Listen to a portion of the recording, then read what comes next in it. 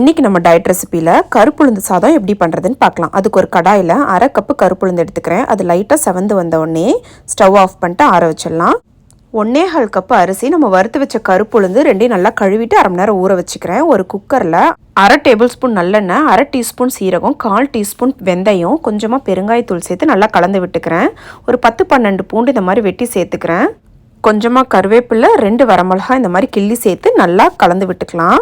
உளுந்து அரிசியும் சேர்த்து 1.25 டம்ளர் இருந்தது. அதுக்கு நான் 4 டம்ளர் தண்ணி சேர்த்துக்கிறேன். தண்ணி கொதி வந்த உடனே நம்ம கழுவி வச்ச அரிசியை சேர்த்துக்கலாம்.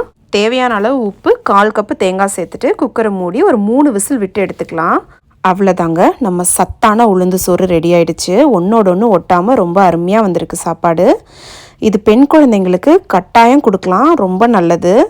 வெயிட் லாஸ் அப்போ நம்மளுமே இதை நல்லா எடுத்துக்கலாம், தப்பு கிடையாதுங்க. நல்ல ப்ரோட்டீன் ரிச் ஃபுட்டு. இன்றைக்கி நான் இதை எள்ளு தொகையிலோடு வச்சு சாப்பிட்றேன். தேங்க்ஸ் ஃபார் வாட்சிங்.